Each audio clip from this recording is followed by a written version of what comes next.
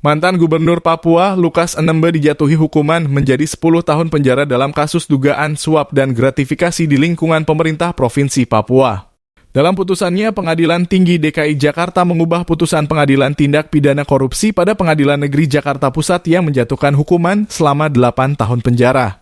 Hukuman ini diubah setelah Majelis Hakim Tinggi menerima upaya hukum banding yang diajukan Lukas NMB dan Jaksa Penuntut Umum Komisi Pemberantasan Korupsi. Menjatuhkan pidana kepada terdakwa selama 10 tahun. Demikian bunyi putusan dikutip dari laman Direktori Putusan Mahkamah Agung Kamis 7 Desember 2023. Adapun putusan ini diketuk pada Kamis 6 Desember 2023 oleh Majelis Hakim yang dipimpin oleh Hakim Tinggi Heri Swantoro dengan anggota Hakim Tinggi Anton R. Saragih dan Berhotma Maya Marbun.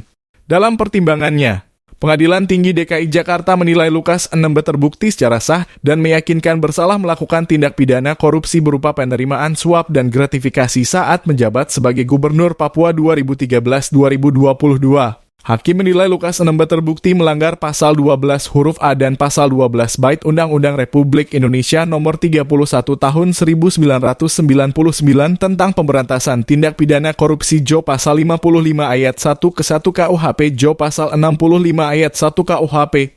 Selain pidana badan, Lukas NMB juga dijatuhi pidana denda sebesar 1 miliar subsidiar 4 bulan kurungan.